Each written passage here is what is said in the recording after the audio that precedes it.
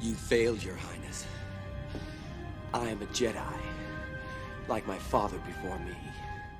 Hello YouTube, this is Luke V2 Lightsaber. The Dark Lord Trilogy is fantastic. You might be wondering what that is, or maybe you've never even heard of it at all. Well, you've come to the right place.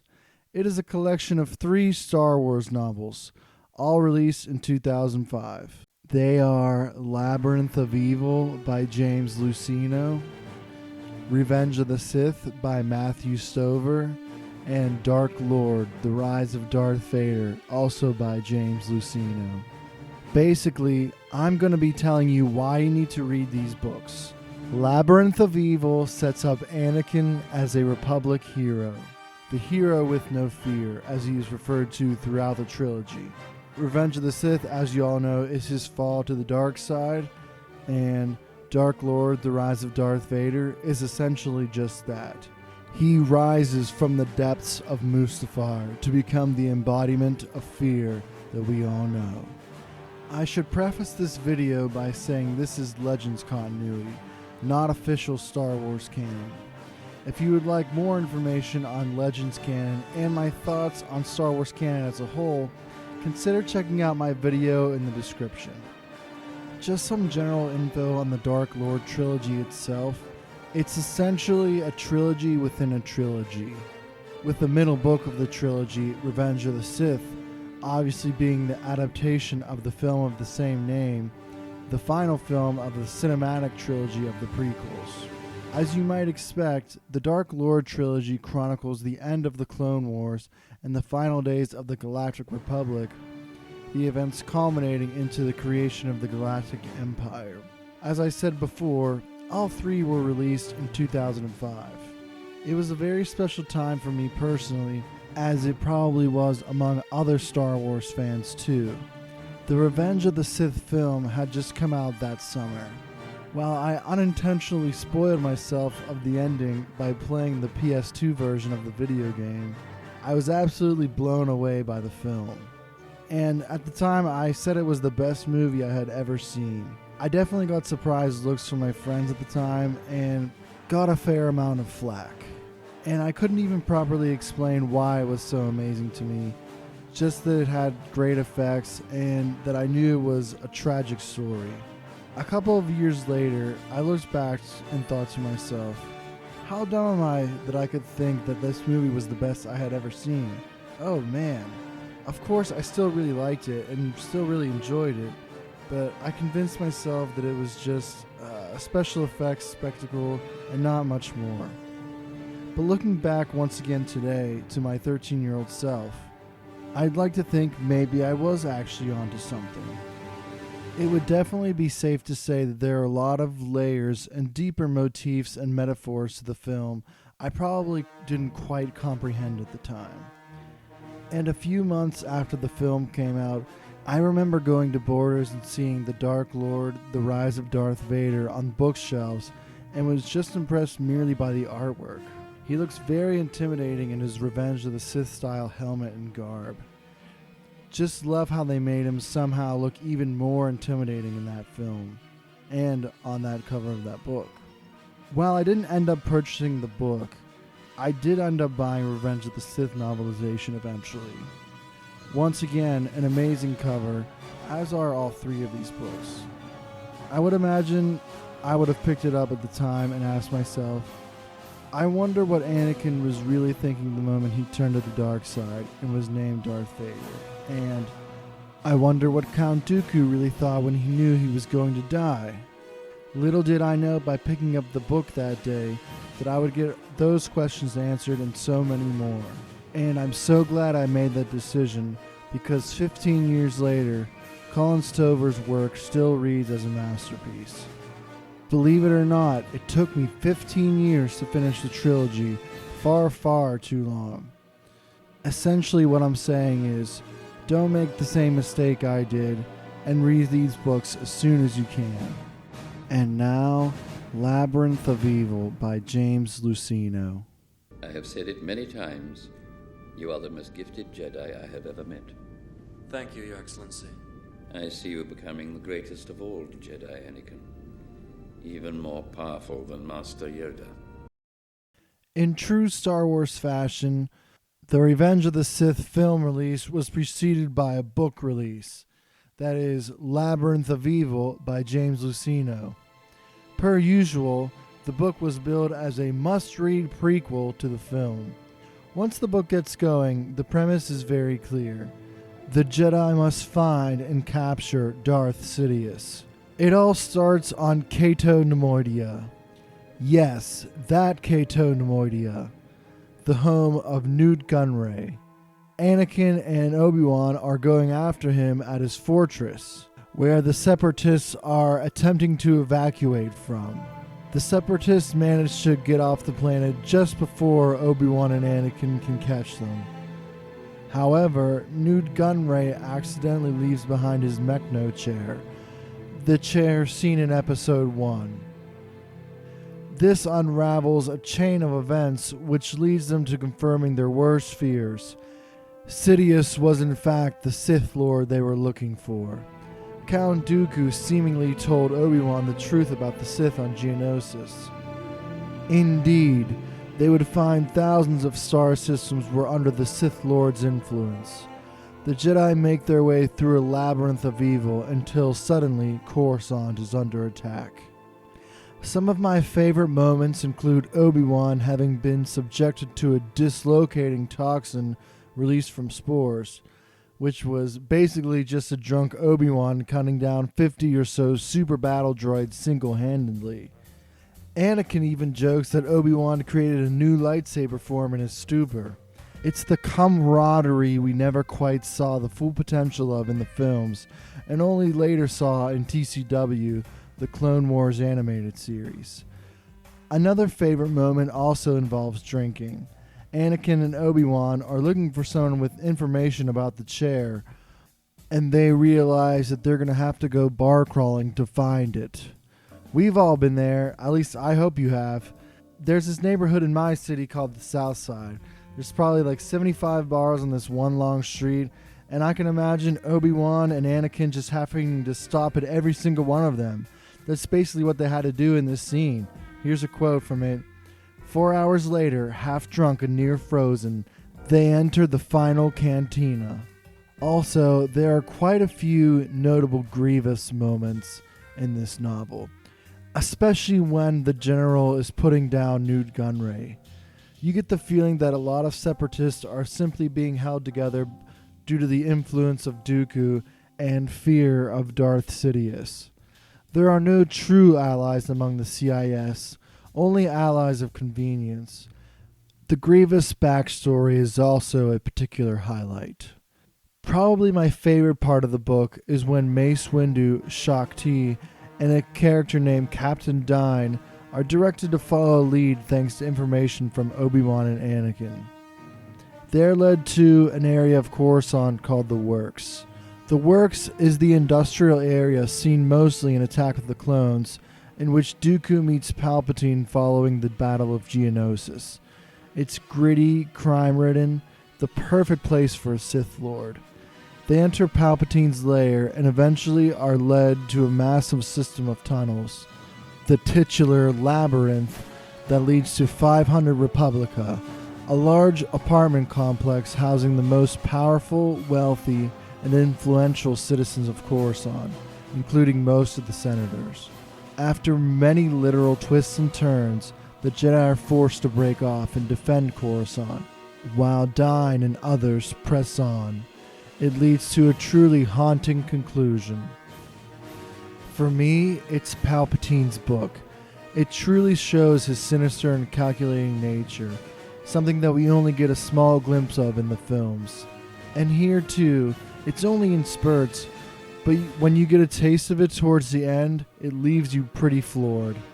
It's also interesting because the book switches between Palpatine and Sidious from one chapter to another, never confirming they are the same character.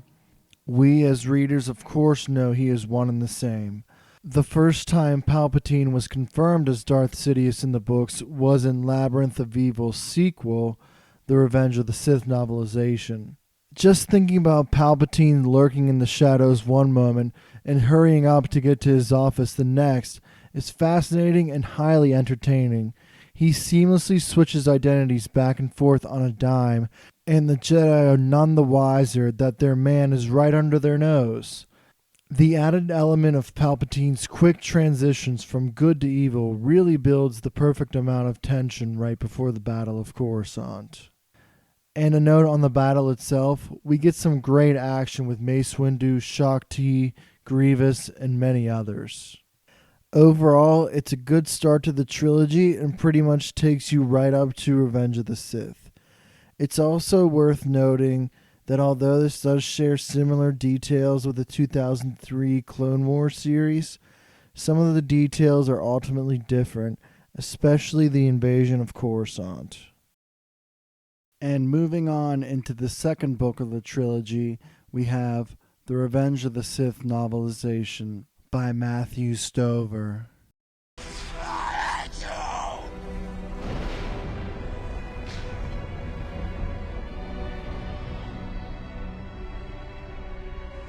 were my brother, Anakin. I loved you. I'm not really going to cover the story in this book very much, because if you're watching this video, 99.9% of you have already seen Revenge of the Sith. Instead, I'll give my thoughts on this particular execution of the story and some details that differ from George Lucas's script. I'll start off by reading the opening passage. This story happened a long time ago in a galaxy far, far away. It is already over. Nothing can be done to change it. It is a story of love and loss, brotherhood and betrayal, courage and sacrifice, and the death of dreams. It is a story of the blurred line between our best and our worst. It is the story of the end of an age. A strange thing about stories. Though all this happened so long ago and so far away that words cannot describe the time or the distance, it is happening right now, right here. It is happening as you read these words. This is how 25 millennia come to a close. Corruption and treachery have crushed 1,000 years of peace. This is not just the end of a republic. Night is falling on civilization itself. This is the twilight of the Jedi. The end starts now. This really sets the tone for the book, the inevitable darkness that will befall the Republic. You can just feel the sense of foreboding in those words, that anything that the Jedi do will just play into Palpatine's hands. The Revenge of the Sith novelization introduces an idea that we've never seen before or since, the dragon inside of Anakin Skywalker, which is very telling because it dominates this rendition. The dragon inside of Anakin's heart is a culmination of all of Anakin's fears and doubts. He may be called the hero with no fear, but in actuality we all know the irony of the statement. Repeatedly throughout the novel, the dragon whispers inside him, "All things die, Anakin Skywalker. Even stars burn out." Anakin has mastered many aspects of the Force, but he could never truly master himself. His attachments to Padme, to Obi-Wan, and to the man he thinks Palpatine is, would always hold him back. Even as Anakin thinks of himself not as the hero with no fear, but the hero stronger than fear, doubts still abound within him. He fears that being his best self will never be quite good enough, and that all goes back to his attachments, his failure to let go of the ones he loves. I love the Jedi trap aspect of this book. Jedi trap is a phrase that is used throughout. It ultimately hints that the Jedi are doomed no matter what, but not before taking a few twists and turns.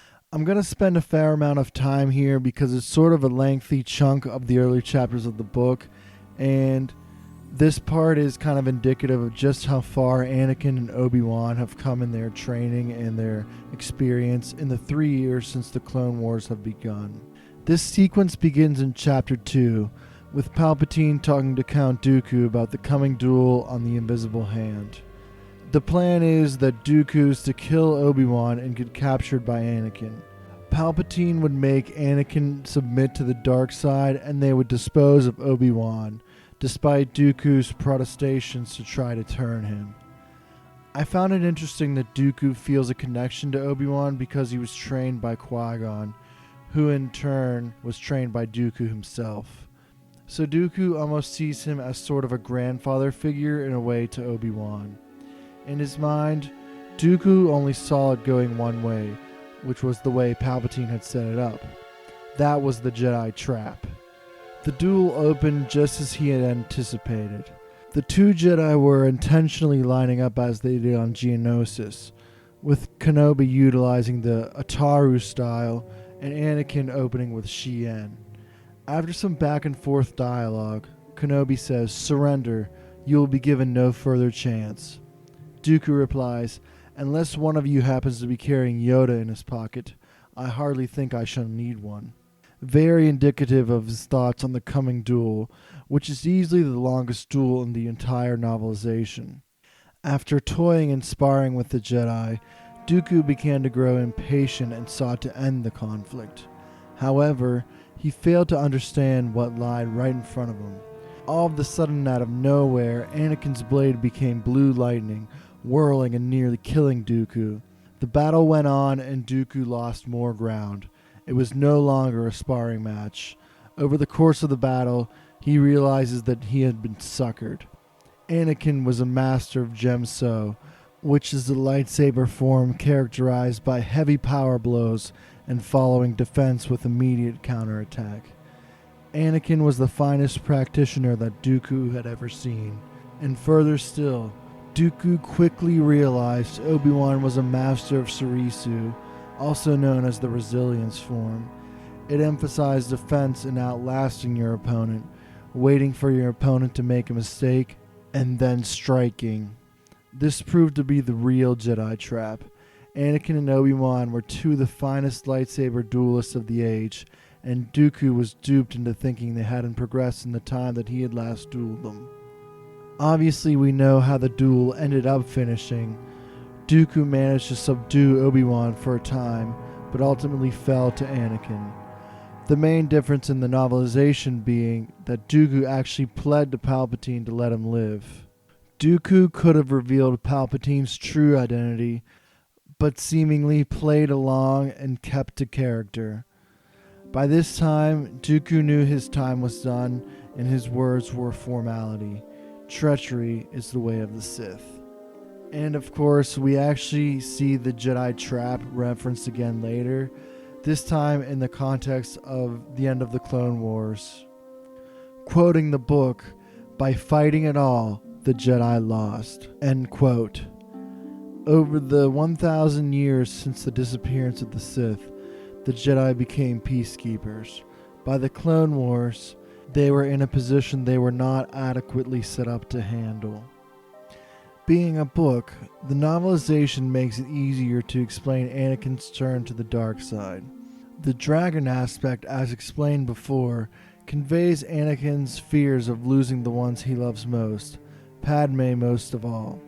When he starts having dreams about Padme dying in childbirth, he can't sleep.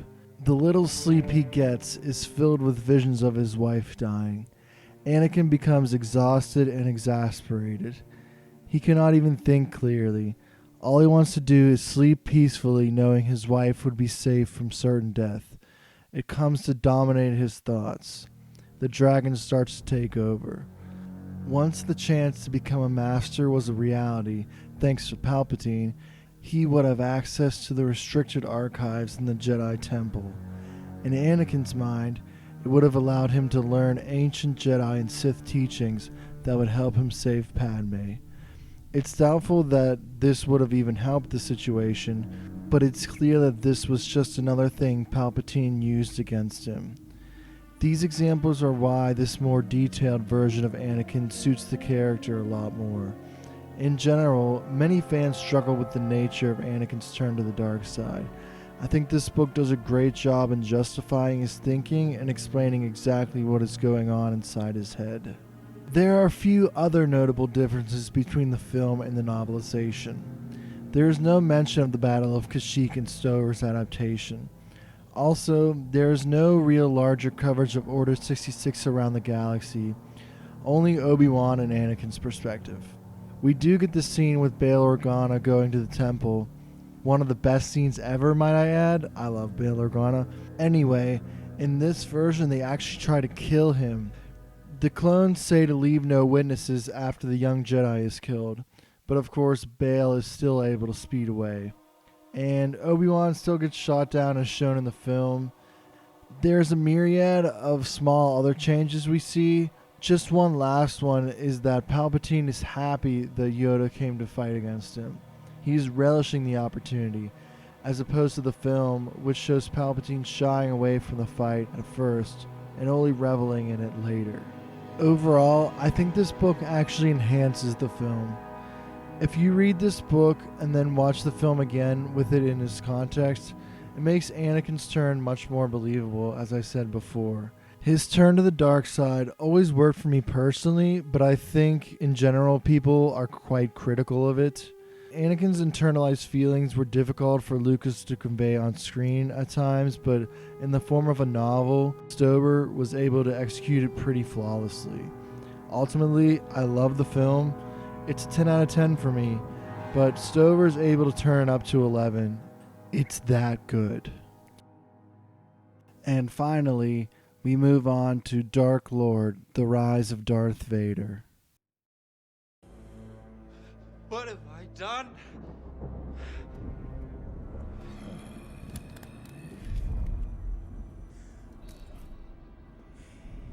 You're fulfilling your destiny, Anakin.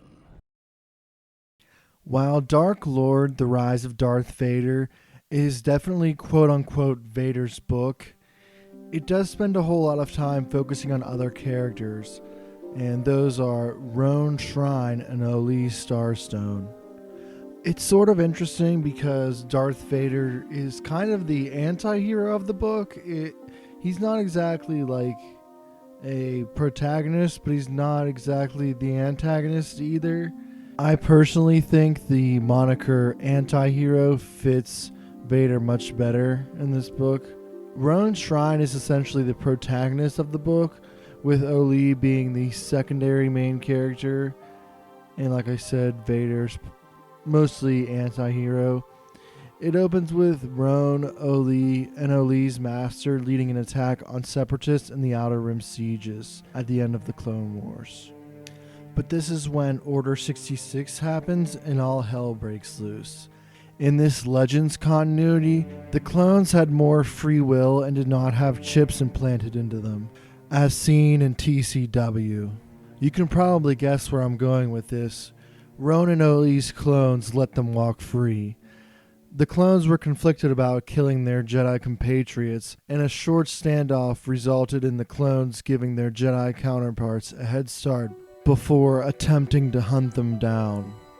They are eventually captured after getting disguises and don't put up a fight, thinking that they would be transported off-world with other non-Jedi prisoners. Roan and Oli eventually find themselves on the Drunk Dancer, a smuggling freighter, to escape the clutches of the newly christened Lord Vader. After finding 5 more Jedi, our gang of Jedi and scoundrels go to Alderaan and then conclude their involvement on Kashyyyk. I'm going to talk about Roan Shrine for a bit because he's a character I very much enjoyed, and he's a very believable character. He's kind of the realist of the group. Even before Order 66, he could feel his connection to the Force dying. For that reason, I find him an interesting character, especially in the Star Wars universe. Usually you see someone turn from dark to light or light to dark. You rarely see someone's connection to the Force break not on their own doing, but because of the circumstance he finds himself in. The war essentially has taken a toll on him, and he feels very far removed from it. This really shows how much the Jedi have devolved from keepers of the peace to mere soldiers.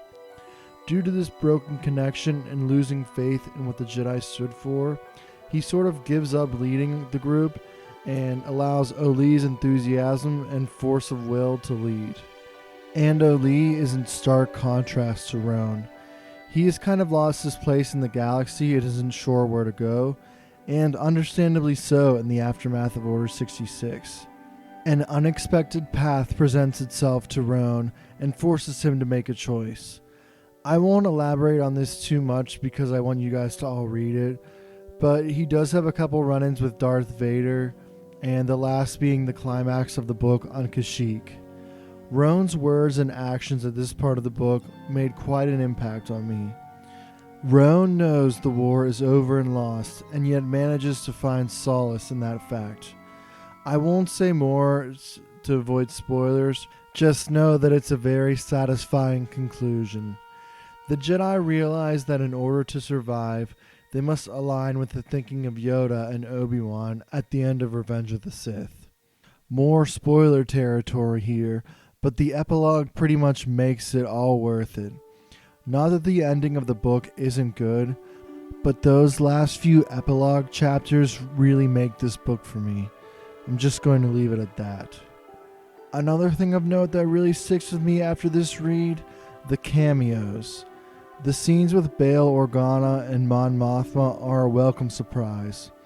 There's a nice chunk of the book taking place on Alderaan, and man, is it tense.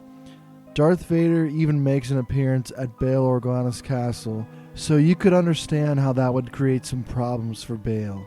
First off, Bail would have had to have known that Palpatine christened Anakin with the name Darth Vader, and to see him not only alive at first, but later in his palace, in the same building with his daughter Leia and former droids C-3PO and R2-D2. Bail trying to hide all of this just under Vader's nose? Wow. And Vader knows Bail is hiding something but can't ascertain as to what. It creates such a tense and dangerous atmosphere. We know what the outcome will most likely be, but that didn't stop me from being any less anxious while reading this. And for a book about Darth Vader, it's not the most heavy on his development, but it still works very well. In the beginning, we see Vader questioning himself, questioning his decision to go with Palpatine. At the end, we see Darth Vader, the Emperor's enforcer, Lord of the Sith, and playing into the rule of two. He became confident in who he is, so much so that he believes that one day he can be Sidious's equal in power. This is exactly what Palpatine wants Vader to be, a power-coveting force to be reckoned with. Palpatine wants the galaxy to fear this enforcer, all the while knowing that if Vader ever went against him, Vader would be held at his mercy. Vader grows stronger in the dark side of the Force, and therefore still is ignorant to the fact that Palpatine is still playing him like a fiddle. So that's the Dark Lord Trilogy. You truly should read it. Being a work of literature really suits the story. As I've said throughout, you get a lot of perspective on what's going on inside the characters' minds and their justifications for all their actions. Not only do you get to be inside the mind of Anakin and Obi-Wan, but also Count Dooku, General Grievous, Palpatine, Bail Organa, Padme, and even R2. I can't express how satisfying it is to get inside each of their heads. To sum everything up, this book, which is of course the collection of 3 books, covers a few mere months within the Star Wars universe, and yet it turns the galaxy upside down. This trilogy is basically the work of 2 men, Chancellor Palpatine, the Master Manipulator, and Anakin Skywalker, the hero with no fear. It displays the crescendo of Palpatine's work, the work of 1,000 years of Sith endeavor. We see the greatest of all Jedi Knights, the Chosen One, turn into one of the most prolific Jedi killers. As one of my favorite YouTube videos states, the prequels are the story of an arrogant religion who get a hold of the Messiah and accidentally hand him over to the devil. The trilogy shows the true tragedy, Palpatine getting everything he wants and the Jedi simply letting him have it without their knowing, which includes Anakin. He was the Emperor's prize, the most talented and promising Jedi that willed himself out of slavery and is essentially forced into slavery again. If that isn't a tragedy, I don't know what is. So that's the video, guys. I really hope you enjoyed. I just wanted to say a big thank you to everyone that listened, especially if you made it this far and are listening right now. This is my first real YouTube video ever, and I put a fair amount of work into this project, so I would appreciate if you could like it if you enjoyed it, and please consider subscribing. I have some other essay type things planned, as well as some lightsaber prop reviews if you're into those sort of things. So I just wanted to say thank you very much again, and goodbye for now.